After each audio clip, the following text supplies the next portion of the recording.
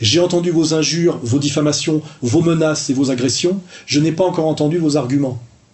Il est en couverture de vos magazines. Certaines de ces vidéos postées sur Internet sont vues plus de 500 000 fois. Alain Soral, Dieudonné et Éric Zemmour avec ce titre « La haine ». Proche de l'humoriste, Alain Soral est son maître à penser.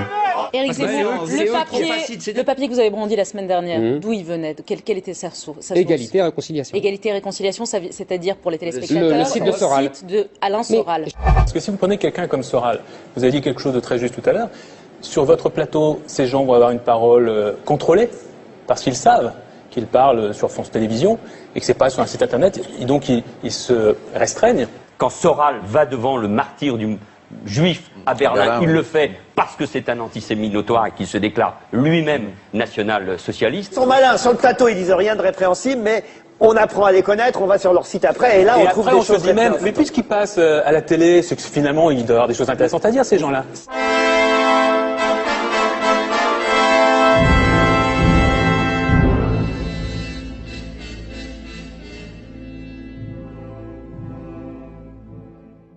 On va prendre un peu de hauteur par rapport à tout ce dont je parle là. J'en parle depuis déjà des années en disant c'est en train de venir, ça arrive. Quand on avait fait la liste antisioniste en 2009, on parlait déjà de tout ça.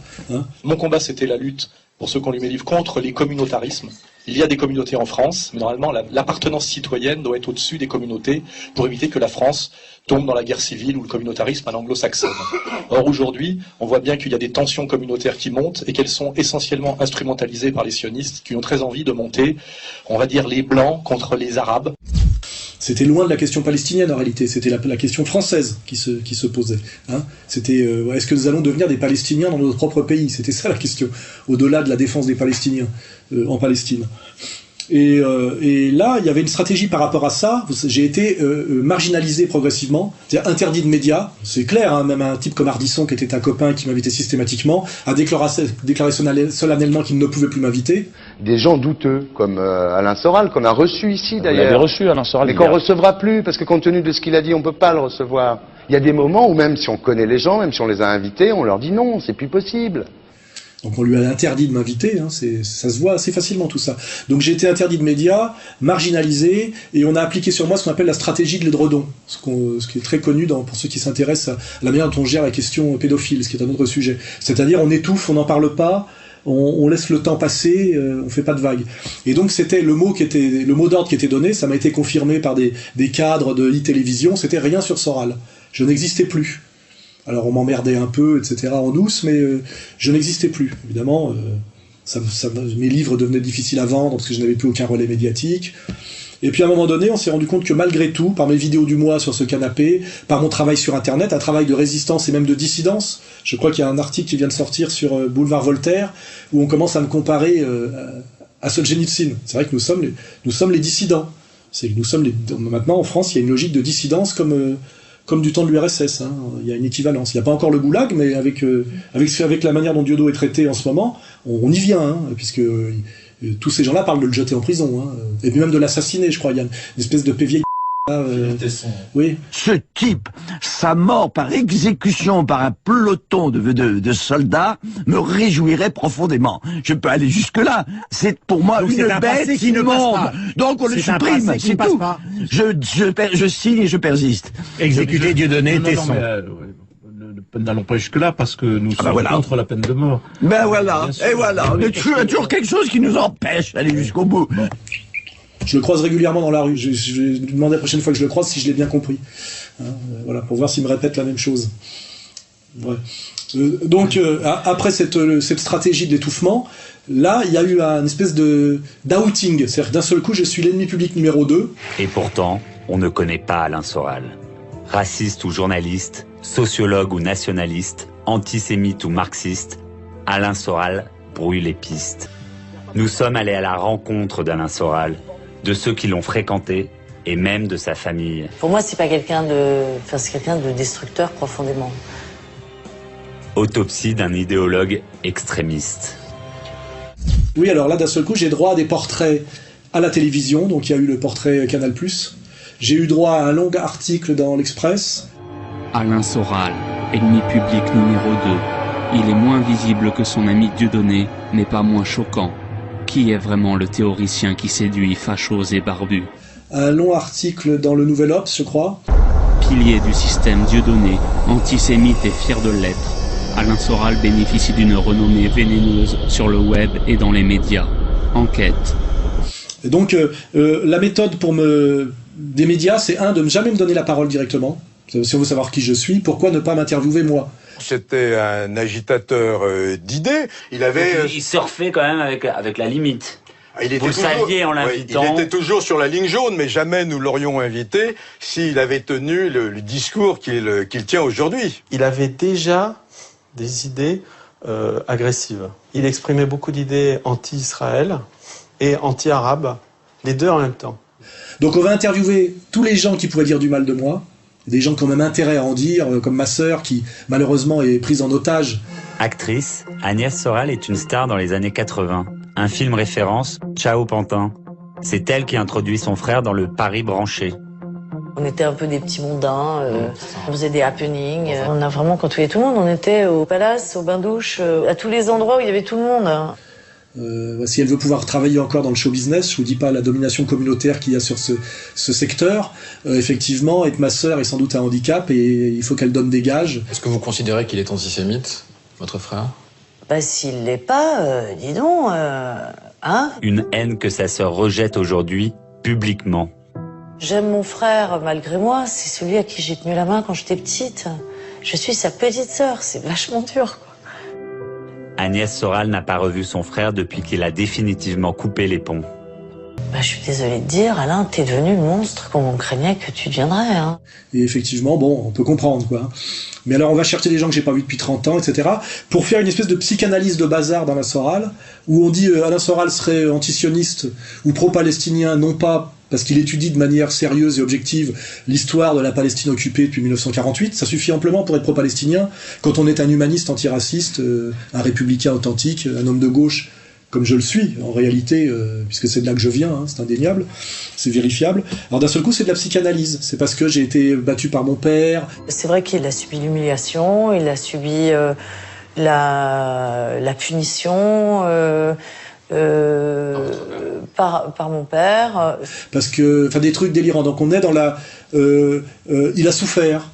Mais on ne va jamais sur le sérieux, c'est-à-dire, effectivement, quid du dîner du CRIF, que j'ai souffert dans mon enfance, c'est une chose. Mais ça ne change rien à la pertinence de mon analyse sur la toute-puissance du CRIF, démontrée par ce qui se joue, ce qui se dit, ce qui se passe au dîner annuel du CRIF. Le gouvernement, et vous l'avez rappelé, Monsieur le Président, est d'une intransigeance absolue contre les actes antisémites. Vous avez évoqué, Monsieur le Président, comme l'a dit le Président, je retiens, Monsieur le Président, ce que vous nous avez proposé. Donc on a voilà cette espèce de psychanalyse de bazar de Monsieur Soral. Alors Dieudonné lui ferait tout ce qu'il fait parce qu'il aime l'argent et qu'il serait bête. Et puis moi j'ai fait ce que je fais parce que je suis un enfant battu et parce que je sais plus trop, enfin la psychanalyse quoi. Et aussi parce que je ferais ça pour être connu. Un jour mon frère m'a dit quand tu seras morte, personne saura qui tu es. Moi je serai dans le dictionnaire. Sur quoi je lui ai répondu super. Marc-Édouard Nab se souvient très bien d'Alain Soral. Quand il était avec nous et qu'on le mettait en bout de table pour qu'il fasse le clown, c'était comme un bouffon. À cette période-là, il s'intéresse à vous et à votre galaxie. Parce que moi, je sens le souffre réellement. J'ai 20 ans derrière moi quand on se rencontre, 25 ans de lutte. Contre les médias, contre ceux qui justement défendent Israël et donc ont voulu me faire payer mes débordements, comme on dit à apostrophe. Il y en a eu beaucoup d'autres petits merdeux qui ont voulu être Nab à la place de Nab. Hein. Vous en avez plein, hein, je vous les citerai une autre fois. Mais lui, il voulait absolument en être. C'est-à-dire qu'aujourd'hui, si vous voulez réussir en tant que publiciste, c'est comme ça que ça s'appelle, ou homme public, il faut être antisémite. C'est sûr que c'est le meilleur moyen d'avoir de la promo. C'est bien connu. Je fais ça par arrivisme, pour gagner de l'argent. La boutique d'Alain Soral, la voici. 4 sites de vente en ligne dédiés aux livres, au vin, aux articles de camping et à l'alimentation bio. Une nébuleuse de sites internet sur laquelle on trouve toutes sortes de produits dérivés. Bénéfice de ce business en 2012, 64 300 €. C'est sûr que les 12 procès que j'ai en ce moment, d'un montant de pratiquement 300 000 €, les agressions physiques répétées, est interdit dans les médias, comparé à Adolf Hitler, c'est censé m'aider effectivement à être au firmament et au pinacle du panthéon médiatico-culturel. Vous voyez ? Aujourd'hui, Alain Soral semble n'avoir d'autre passion que lui-même. Chaque semaine ou presque, il s'installe sur son canapé, face caméra. Filmé par un intervieweur invisible qui lui donne du président, il jouit de ses abjectes et incessantes transgressions.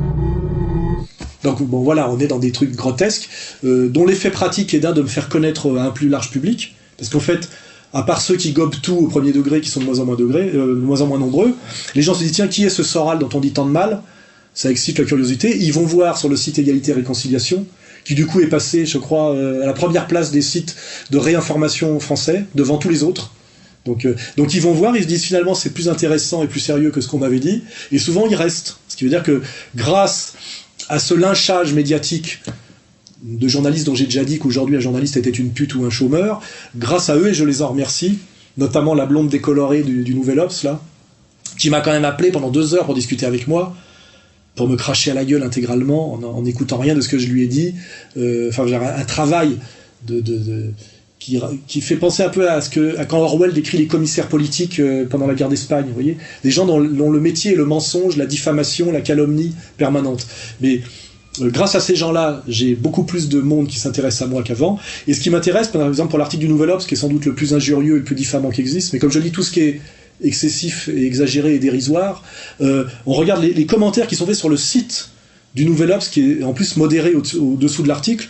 70% des commentaires sont pour dire que ce n'est plus du journalisme, que c'est honteux, que c'est scandaleux. Et ce qui est bien, c'est que ça contribue tout ça à l'effondrement de ces journaux dont je souhaite la disparition, pour qu'enfin renaisse dans un vide une presse authentique. Ça correspond à l'effondrement du Nouvel Obs, qui est à vendre, je crois. Le Nouvel Observateur, premier hebdomadaire français, et qui 500 000 exemplaires par semaine. Ouais, et qui est sur le point de changer de patron. Hein. C'est ce qu'on a appris hier soir et qui semble se confirmer d'heure en heure.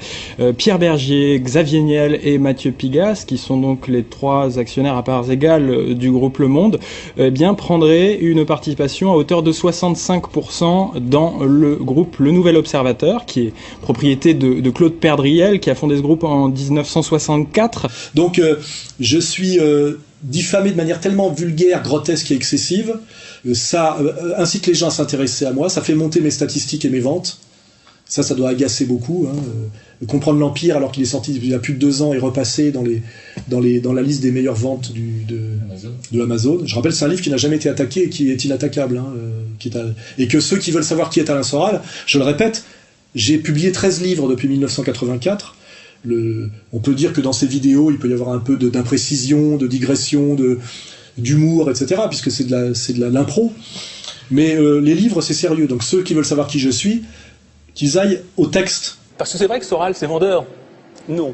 Mais si. Quand on tombe sur un type comme ça, qui sort les pires élucubrations, on peut être fasciné par ça. Quand on se dit qu'il dit des saloperies qu'il peut dire sur les Juifs, par exemple, est-ce qu'on estime que sa parole peut être valide sur un autre sujet? Et critiquez-moi sur mes écrits, critiquez-moi sur mes positionnements réels, critiquez-moi sur ce que je suis réellement. Pour l'instant, vous ne faites que m'injurier et me diffamer. J'ai entendu vos injures, vos diffamations, vos menaces et vos agressions. Je n'ai pas encore entendu vos arguments.